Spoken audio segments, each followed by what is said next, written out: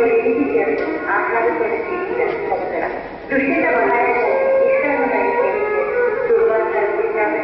പുത്രനെ സ്വയം മനസ്സേണ്ടി വന്ന ചരിത്രം. നന്മകൾ മാത്രം അറിയുന്ന ഈ മനുഷ്യനെ കാലം കണ്ണിലേ അല്ലാതെ മറ്റെന്താണ് നൽകിയത്?